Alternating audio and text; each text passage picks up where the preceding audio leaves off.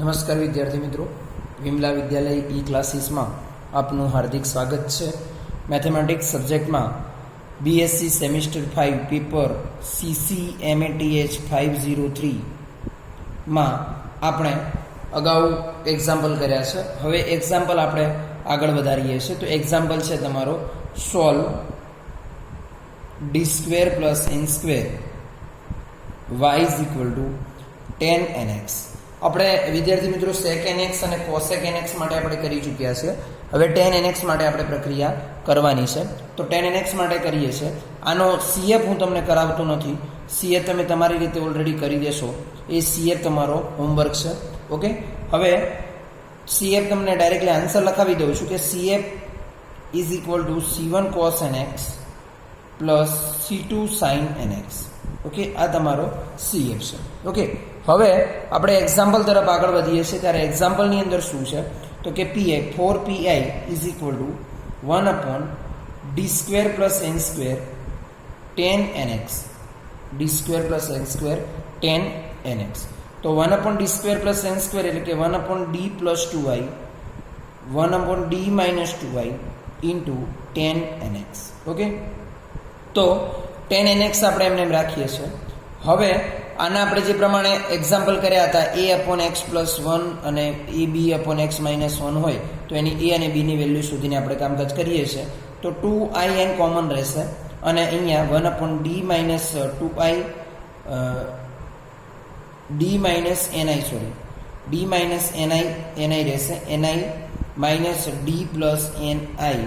ni tan nx. tan nx તમારું રહેશે. Okay, 1/2in છે એની અંદર આપણે હવે મલ્ટીપ્લિકેશન કરી દઈએ તો શું લખાશે? 1/d - ni tan nx. બરાબર સમજો. 1 + d ni tan nx. Okay, શું કરીએ છીએ તો આપણે પ્રક્રિયા જે પ્રમાણે cos nx અને sec nx માટે કરી છે એ જ પ્રક્રિયા આપણે આ એક્ઝામ્પલમાં પણ કરીએ છીએ. આ ફેક્ટરાઇઝ તો તમને ખબર છે કે આપણે કઈ રીતે પાડ્યા છે, d + ni અને d - ni. d - ni અને હવે મલ્ટીપ્લિકેશન આપણે કરી દઈએ છીએ. તો 1/2in.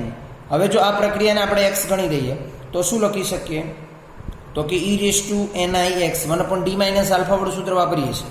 1/d - α × x = e⁻ integration e⁻ αx × x dx. Integration e⁻ inx x એટલે tan nx dx minus e⁻ inx integration e⁻ inx tan nx dx. Okay, આવી રીતે તમે પ્રક્રિયા કરી શકશો. ઓકે, હવે આની અંદરથી આપણે 1/2in e⁻nix અથવા inx તમે કરી શકશો. ઇન્ટિગ્રેશન હવે આ inx છે ને આપણે લખી શકીએ cos nx minus i sin nx. કેમ લખી શકીએ તો e⁻ ix નું સૂત્ર શું છે? e⁻ ix = cos x + i sin x. અગાઉના લેક્ચરોમાં હું તમને કહી ચૂક્યો છું કે કઈ રીતે આપણે પ્રક્રિયા કરીએ છીએ.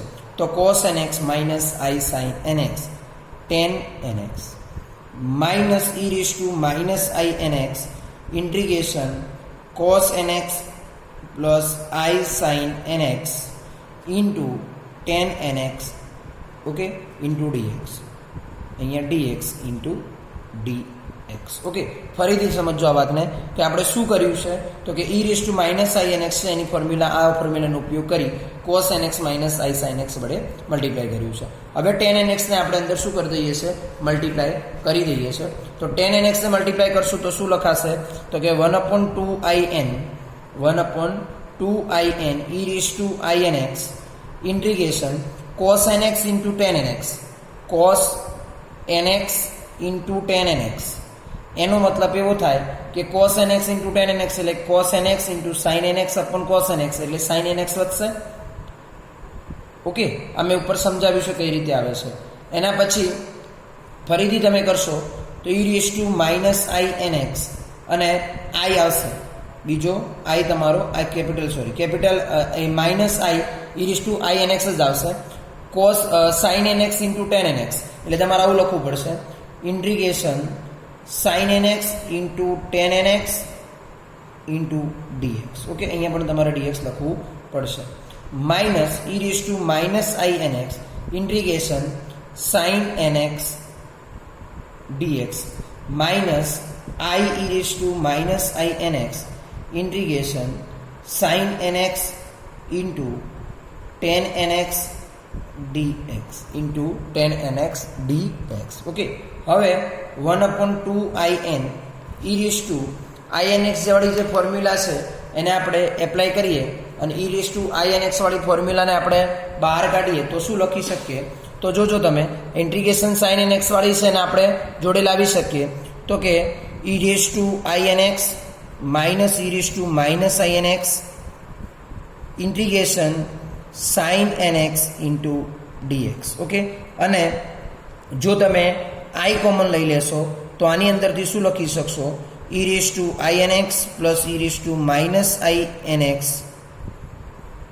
Integration sin nx into tan nx dx આવું લખી શકશો. ઓકે, હવે આની અંદરથી તમે જો 2in છે એને અંદર આપણે મલ્ટિપ્લિકેશન કરીએ કાં તો પહેલાંનું ઇન્ટિગ્રેશન કરી દઈએ તો 1/2 in e raise to inx minus e raise to inx. Okay, sin અને cos nx, સાઇનનું શું થશે? માઇનસ cos nx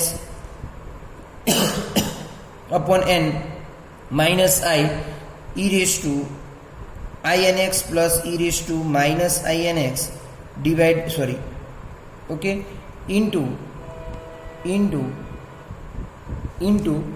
આપણે જે બાકી રહેશે એ sin nx અને sin nx into tan nx નું શું થશે? તો integration sin square nx upon cos nx dx. Okay, હવે આ પાર્ટને આપણે હું વધારે વારંવાર લખતો નથી પણ તમારે દરેક મેથડ દરેક સ્ટેપની અંદર તમારે લખવાનો છે કે 2in આ પાર્ટ જે છે minus i e raise to inx plus e raise to minus inx. Okay, હવે integration sin x square x એટલે આપણે એને લખી શકીએ 1 minus cos square nx divided by cos nx into dx આપણે આવું લખી શકીએ. હવે 1/2 પેલો પાર્ટ જે હશે હું ફરીથી કહું છું, હું લખતો નથી, તમારે લખવાનો છે e raise to inx plus e raise to minus inx. હવે ઇન્ટિગ્રેશન 1/cos nx એટલે શું થાય? sec nx minus cos nx dx. Okay, અને હવે તો આપણે કરી શકીએ 1/2 હવે ફોર્મેટ પાછું ફરીથી હું લખું છું જે છે તમારું જે આપણું આગળનું હતું એ લખું છું e raise to inx minus e raise to minus inx minus cos nx upon n. Okay, minus i e raise to inx plus e raise to minus inx. હવે ઇન્ટિગ્રેશન sec nx નું શું થશે? તો કે log sec x plus nx divided by n. Okay, તો એનું integration તમે એ પ્રમાણે તમે કરી શકશો. ઓકે, તો એનું ઇન્ટિગ્રેશન આપણે કરીએ cos nx વાળાનું ફોર્મ્યુલા પ્રમાણે આપણે એપ્લાય કરીએ તો શું લખી શકીએ? તો કે 1 ઓકે, હવે એ વિદ્યાર્થી મિત્રો બરાબર ધ્યાન આપજો. હવે આનું જે ફોર્મેટ છે તમારે પૂરું કરવાનું છે, આનું જે છે એ તમારે પૂરું કરવાનું છે. ઇન્ટિગ્રેશન કઈ રીતે થશે? sec nx નું ઇન્ટિગ્રેશન કરશો, cos nx નું ઇન્ટિગ્રેશન કરશો. અને હવે આની મેથડ પ્રમાણે આપણે 2i વડે મલ્ટીપ્લાય કરીએ 2i બાય n વડે તો આપણે એની જગ્યાએ શું લખી શકીએ? તો sin nx લખી શકીએ. શું લખી શકીએ? sin. આની જગ્યાએ શું લખી શકીએ? cos nx લખી શકીએ. તો એ પૂર્ણ કર્યા બાદ તમે જો આગળ વધશો તો એ જે તમારું છે મેથડ પૂરી કર્યા બાદ તમે જો આગળ વધશો તો તમને આન્સર આ પ્રમાણે મળશે cos nx upon n square, cos nx upon n square, અને એમાં તમને log sec nx plus tan nx એ પ્રમાણે તમને આન્સર મળશે. આ તમારો થશે તમારો pi, અને પેલો જે તમારો cf છે એ બંનેનું જો તમે એડિશન કરશો તો y બરાબર cf પ્લસ pi તમને મળશે. મેં વિદ્યાર્થી મિત્રો અર્ધ વચ્ચેથી કેમ અહીંયા છોડ્યું છે? તો કારણ કે આપણે sec nx અને cos nx માટેની પ્રક્રિયા આપણે અગાઉના એક્ઝામ્પલમાં કરી ચૂક્યા છીએ ઇન્ટિગ્રેશન માટે, એટલા માટે મેં તમને આપ્યું છે. છતાં પણ તમને કંઈ તકલીફ પડે છે તો આપણે એ માટે ચર્ચા માટે કરશું અને ચર્ચાનું સોલ્યુશન આપણે લાવશું. જો તમને તકલીફ પડે છે તો પણ તમે ટ્રાય કરેલો હોવો જોઈએ. એવું ન બને કે ટ્રાય કર્યા વગર પણ આપણે એવું કહી દઈએ કે સર અમને તકલીફ પડે છે. ઓકે, તો એ માન્ય રહેશે નહીં. જો તમે ટ્રાય કરેલો હશે અને તમને તકલીફ પડી હશે તો આપણે 100% એને જે પણ સ્ટેપ લખવાના બાકી હશે સ્ટેપ સાથે ચર્ચા કરી અને આપણે એની પ્રક્રિયા પૂર્ણ કરશું. તો વિદ્યાર્થી મિત્રો, તમને એક એક્ઝામ્પલ હોમવર્કમાં આપું છું. આ જ મેથડ પ્રમાણે એક્ઝામ્પલ આપીએ છીએ. તમારો જે ડીઈ જે તમારો એફડી છે એ આપણે આ એક્ઝામ્પલમાં કોમન રાખીએ છીએ. d² + n² y = cot nx.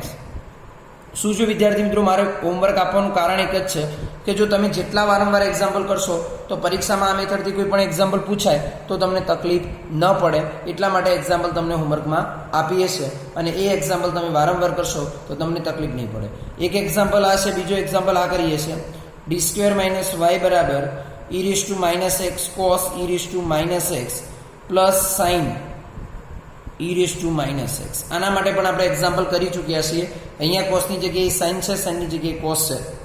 તો આ એક્ઝામ્પલ પણ તમે આરામથી કરી શકશો એવી મારી આશા છે અને તમે આ બંને એક્ઝામ્પલ સારી રીતે પૂર્ણ કરશો એવી તમારી જોડેથી આશા રાખું છું. અને આ એક્ઝામ્પલ તમે સારી રીતે પૂર્ણ કરજો અને બાકીના જે પણ એકાદ બે એક્ઝામ્પલ હજી સુધી બાકી છે એ આપણે નેક્સ્ટ લેક્ચરમાં મળશું ત્યારે એ એક્ઝામ્પલ સારી રીતે પૂર્ણ કરવાનો પ્રયત્ન કરશું. ઓકે, તો ફરીથી આપણે આ એક્ઝામ્પલ અને જે આગળ મેં તમને કહ્યું એ પ્રમાણે કે એક્ઝામ્પલ કઈ રીતે થાય છે, આજના જે લેક્ચરમાં આપણે એક્ઝામ્પલ કરાયો છે એ એક્ઝામ્પલ કઈ રીતે થાય છે, integration sec nx - cos nx નું ઇન્ટિગ્રેશન કઈ રીતે થાય છે અને એનો જવાબ આ log sec nx + tan x કઈ રીતે આવે છે એ તમારે કમ્પ્લીટ કરી રાખવાનો છે, જેથી કરીને આપણે આગળ મળીએ ત્યારે આપણને કોઈ તકલીફ ન પડે અને તમે એ એક્ઝામ્પલનું સોલ્યુશન આરામથી કરી શકો. તો આપણે ફરીથી નેક્સ્ટ લેક્ચરમાં મળશું ત્યારે આગળના એક્ઝામ્પલની ચર્ચા કરશું.